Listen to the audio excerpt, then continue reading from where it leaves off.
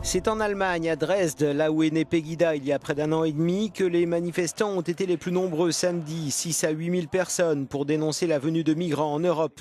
Ils étaient toutefois à moitié moins que ce qui était attendu.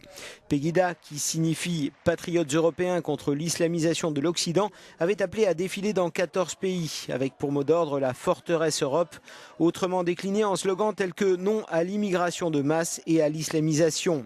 Ils étaient presque aussi nombreux dans la capitale tchèque, Prague, mais seulement 200 à Birmingham, au Royaume-Uni, où l'on a vu brandir des pancartes avec le visage du candidat à la présidence des États-Unis, Donald Trump, dont le discours prônant l'arrêt de l'immigration musulmane est apprécié par les militants de Pegida. Peu de monde aussi dans la capitale de la Pologne, Varsovie, mais des discours tout aussi virulents. L'Europe est actuellement envahie par des groupes organisés qui veulent dominer notre continent, affirme ce dirigeant du mouvement national, Robert Winicki. En Europe centrale, ça va encore parce qu'on n'a pas des millions de musulmans, contrairement à l'Allemagne.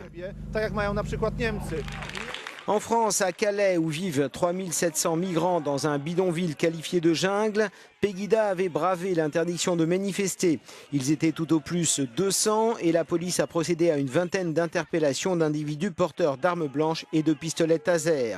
Des contre-manifestations se sont déroulées ici et là, comme dans la capitale irlandaise, Dublin, où Pegida a profité de l'occasion pour créer une nouvelle branche en Europe.